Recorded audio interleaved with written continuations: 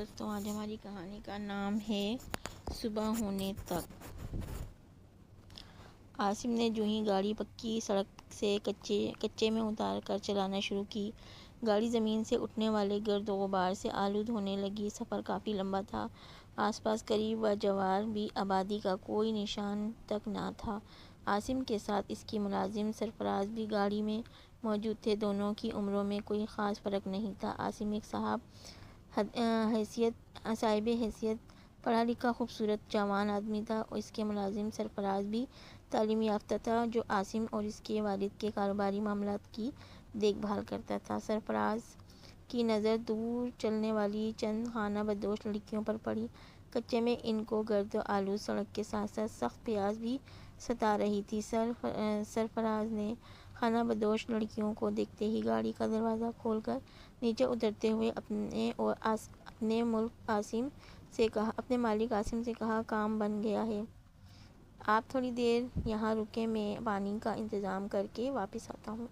سرفراز نے لڑکیوں سے پوچھا، کیا وہ انہیں پینے کے لیے کچھ پانی دیں گی؟ میں خوشی سے پانی پلانے کا معاوضہ بھی ادا کروں گا۔ تو لڑکیوں میں سے ایک نے تنگ کر کہا، بابو چلتے بنو، کوئی اور کام ہے تو بولو، یہاں پانی اتنی آسانی سے نہیں ملتا، میل بھر کے فاصلے سے جا کر پانی لانا پڑتا ہے۔ ان لڑکیوں کے درمیان میں کھڑی ایک لڑکی نے سرفراز سے مخاطب ہو کر کہا، بابو میں آپ کو پانی پلا دوں گی، مجھے کسی معاوضے کی بھی ضرورت نہیں۔ اتنے میں عاصم بھی گاڑی چلاتے ہوئے اس کے پاس پہنچ گیا۔ اس نے لڑکی کی بات سن لی تھی۔ اس نے لڑکی سے کہا، وہ پانی کی قیمت ضرور دیں گے، کیونکہ پانی اس نے مشکل سے حاصل کیا ہوگا۔ پانی لینے کے بعد عاصم نے 100 روپے کے 3 نوٹ نکال کر تینوں لڑکیوں کو دے کر ان کا شکریہ ادا کیا۔ سرفراز نے گاڑی میں پانی ڈالا۔ جوں ہی وہ پانی ڈال کر فارغ ہوا تو ان کی نظر گاڑی کے ٹائروں پر پڑی۔ گاڑی کے دونوں ٹائروں میں ہوا نکل چکی تھی۔ اب ان کا آگے جانا بھی محال تھا۔ لڑکیاں ابھی تک وہیں کھڑی تھیں۔ انہیں پریشان دیکھ کر پانی دینے والی لڑکی بول پڑی، بابو کیا ہوا، پریشان کیوں ہو؟ عاصم نے ٹائروں کی جانب سے اشارہ کر کے کہا، ان کی ہوا نکل گئی ہے اور ان کا آگے جانا مشکل ہو گیا ہے۔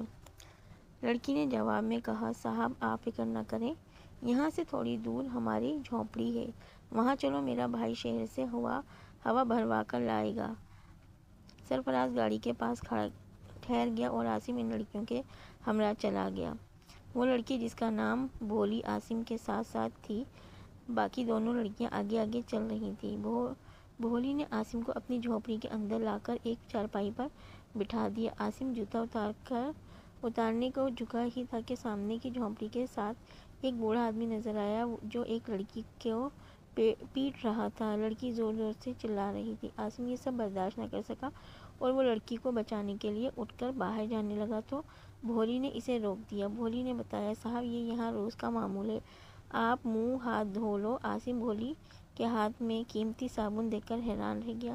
اس نے عاصم کو ایک تولیہ بھی لا کر دیا جو بالکل نیا تھا، اور وہ حیران ہوا۔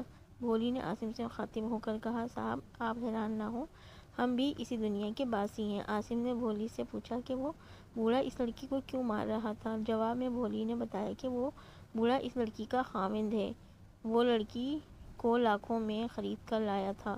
لڑکی روز کما کر پیسہ شوہر کو لا کر دیتی ہے، جس دن وہ 1500 سے کم پیسے لا کر دیتی ہے تو اس دن ایسا ہی ہوتا ہے۔ وہ یہ باتیں کر ہی رہی تھی کہ اس کی نظر اپنے بھائی حمید پر پڑی، جو گدھا گاڑی لاتے ہوئے آ رہا تھا۔ اس نے عاصم کو اشارہ کر کے بتایا کہ وہ رہا بھائی حمید۔ کی گاڑی میں 5 یا 6 جوان عورتیں بھی سوار تھیں۔ اس کی گدھا گاڑی جوں ہی جھونپڑی کے آگے آ کر رکی، ان عورتوں نے گدھا گاڑی سے چھلانگیں لگا کر نیچے اترنا شروع کر دیا۔ حمید اپنی جھونپڑی کے قریب پہنچا تو بھولی نے بھائی کے دیر سے آنے کی وجہ پوچھی تو اس نے بتایا کہ بجلی اپنے اڈے سے آج بھی غائب تھی۔ وہ عورتیں گدھا گاڑی سے اتریں تو ان کے شوہر ان سے رقمیں وصول کرنے لگے۔ یہ سب دیکھنے کے بعد عاصم نے بھولی سے پوچھا کہ یہ بجلی کون ہے؟ بھولی نے جواب میں بتایا کہ بجلی اس کے بھائی کی بیوی ہے۔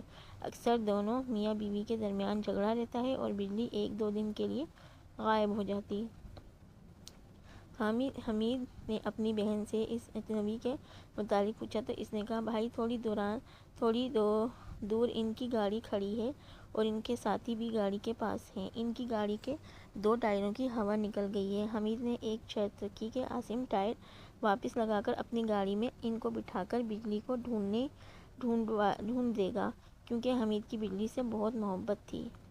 عاصم نے ایسا کرنے کا وعدہ کر لیا۔ بھولی نے عاصم کو بتایا کہ ان کے رسم و رواج کے مطابق اگر کوئی مرد کسی عورت سے شادی کرنا چاہے تو وہ اس کی قیمت لاکھوں روپے ادا کر کے ہی شادی کر سکتا ہے۔ یہ اس لیے کہ ان کے ہاں لڑکیاں کمائی کا ذریعہ ہیں۔ میرے بھائی حمیدے نے بھی لاکھوں روپے ادا کر کے بجلی سے شادی کی۔ عاصم نے بھولی سے سوال کیا کہ کیا وہ بھی کچھ کما لیتی ہے؟ بھولی نے جواب دیا، بابو جی، اذان کی پہلی آواز سنتے ہی ہم سب لڑکیاں اپنے کام دھندے پر نکل جاتی ہیں۔ اگر وقت پر ہم اپنے اڈوں پر پہنچ جائیں تو 1000 سے 2000 کمانا ہم لڑکیوں کے لیے کوئی مشکل کام نہیں ہے، کیونکہ اکثر مرد پیسے دینے کے ساتھ ساتھ اپنے دل کا حال بھی سنا دیتے ہیں۔ جب شام کو ہم گھر واپس آتی ہیں تو گھر آتے ہی سب کمائی ہمیں مردوں کے حوالے کرنا پڑتی ہے۔ یہی روزگار کا معمول ہے۔ بھولی نے عاصم سے اس کی زندگی کے حالات کا پوچھا تو عاصم نے اس کو جواب میں بتایا کہ وہ شہر میں ڈاکٹر ہے۔ اس کے والد بھی ایک بڑی کاروباری شخصیت ہیں۔ یہاں سے 7 کلومیٹر دور ایک گاؤں دنیا پور ہے، وہاں کے چودھری میرے والد کے بچپن کے دوست ہیں۔ میرے والد کی شدید خواہش ہے کہ میں ان کے دوست کی بیٹی سے شادی کر لوں، اور میں اسی غرض سے چودھری صاحب کی بیٹی کو دیکھنے دنیا پور جا رہا ہوں، مگر راستے میں گاڑی خراب ہو گئی اور اب میں آپ کے سامنے ہوں، اور شاید یہی میری منزل ہے۔ اس کی بات جاری تھی کہ بھولی کے بھائی حمید نے آ کر بتایا کہ صاحب گاڑی ایک دم تیار ہے، آپ اپنا وعدہ پورا کریں اور مجھے بجلی ڈھونڈیں۔ عاصم، سرفراز اور حمید گاڑی لے کر شہر روانہ ہو گئے۔ ایک چوراہے پر انہیں لوگوں کا ہجوم نظر آیا۔ پوچھنے پر معلوم ہوا کہ لڑکی کی لاش پڑی ہے، جس کی ایک کار سوار پھینک گیا ہے۔ لڑکی کے ارد گرد 500 اور 1000 کے کئی کرنسی نوٹ بکھرے پڑے ہیں، اور لڑکی کا چہرہ بھی مکمل کچلا گیا ہے۔ یہ ساری بات سن کر حمید کے منہ سے چیخیں نکل پڑیں۔ وہ سوچ رہا تھا کہ کہیں اس کی بیوی بجلی کی لاش نہ ہو۔ پولیس نے جلدی سے ان لاش پر کپڑا ڈال دیا اور ضروری کارروائی کے بعد لاش ایمبولینس میں رکھوا دی۔ یوں یہ لوگ لاش نہ دیکھ سکے۔ ان تینوں نے واپسی کا سفر کیا تو سورج کی کرنیں زمین پر پڑنا شروع ہو چکی تھیں۔ جب یہ لوگ واپس پہنچے تو حمید آگے چل پڑا۔ جوں ہی وہ اپنی جھونپڑی میں داخل ہوا تو اس نے دیکھا بجلی وہاں موجود تھی۔ وہ بیٹی کو دودھ پلا رہی تھی۔ خوشی سے اس کے منہ سے چیخ نکل گئی۔ اس نے دوڑ کر اپنی بیوی کو گلے لگا لیا۔ وہ اس کو زندہ سلامت دیکھ کر بہت خوش ہو رہا تھا۔ بجلی نے ایک زخمی بچی کو بچانے کے لیے خون کا عطیہ دیا تھا۔ واپس گھر پہنچی تو اپنی لاڈلی کو دیکھ کر اس کے اندر ایک خیال نے جنم لیا کہ شہر کے لوگ اپنے بیٹیوں اور بیٹوں کو پڑھاتے ہیں، میں بھی اپنی بیٹی کو پڑھاؤں گی اور اس کو قوم کی بیٹی کے روپ میں ڈھالوں گی، تاکہ یہ پڑھ لکھ کر ملک اور قوم کی خدمت کرے۔ وہ سب بجلی کے یہ خیالات اور باتیں سن کر حیران ہو رہے تھے۔ سرفراز عاصم بھی حیران تھے کہ ایک خانہ بدوش لڑکی اتنا بڑا جذبہ رکھتی ہے۔ عاصم نے فیصلہ کر لیا کہ وہ خانہ بدوش لڑکی بھولی سے شادی کرے گا، چاہے جتنا پیسہ خرچ کرنا پڑے، اور دنیا پور کے چودھری کی بیٹی سے سرفراز شادی کروائے گا۔ اور یوں عاصم کے اس فیصلے سے معاشرے میں ایک نئے اجالے کی کرنوں کے پھوٹنے کی امید نظر آنے لگی تھی۔